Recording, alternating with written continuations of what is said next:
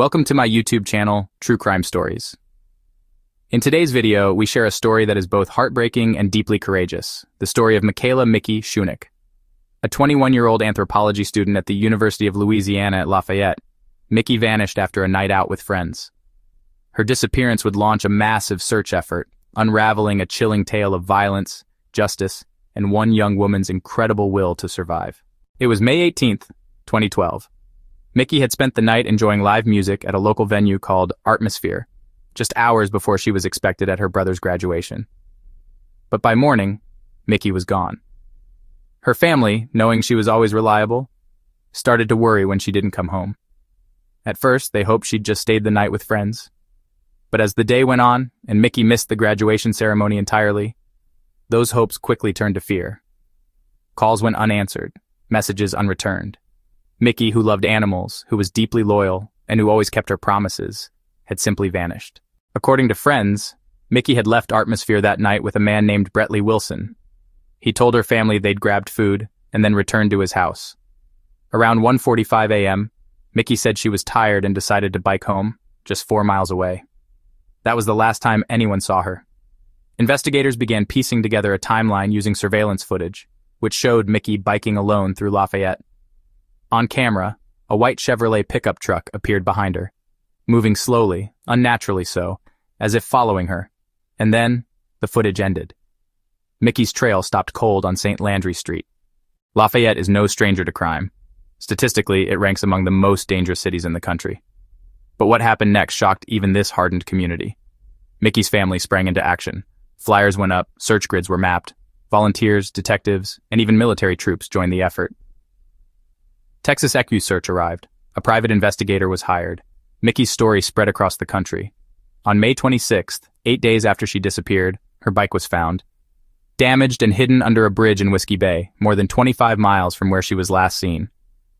The damage suggested she may have been struck by a vehicle. Still, Mickey was nowhere to be found. Then came a lead. In Jefferson Parish, about 30 miles from New Orleans, Brandon Scott Laverne walked into a hospital, claiming he'd been attacked. But something didn't add up. A background check revealed Laverne had served time for a violent home invasion and was a registered sex offender, one who had failed to report his location. At the same time, a burned-out white Chevy pickup was discovered in Texas. It matched the one seen following Mickey. It was registered to Laverne.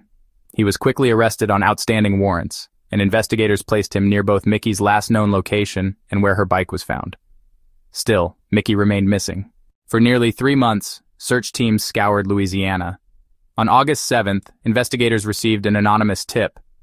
Deep in a wooded area near a cemetery in Evangeline Parish, about 45 miles from Lafayette, human remains were discovered.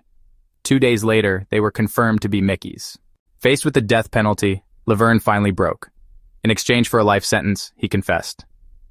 On May 19th, in the early morning hours, he'd spotted Mickey biking alone. He followed her, then struck her with his truck.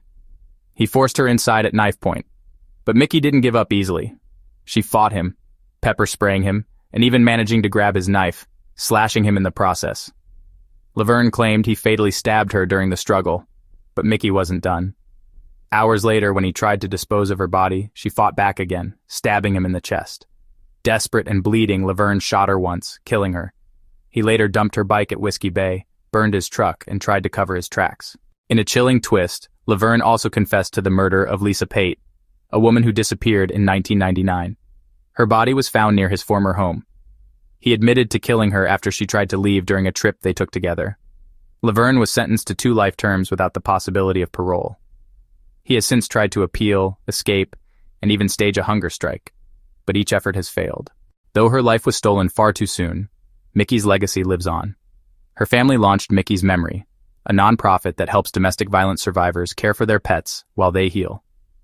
Partnering with Spay Nation and the Wildcat Foundation, the organization ensures that victims fleeing abuse don't have to leave their beloved animals behind, offering veterinary care, boarding, and peace of mind.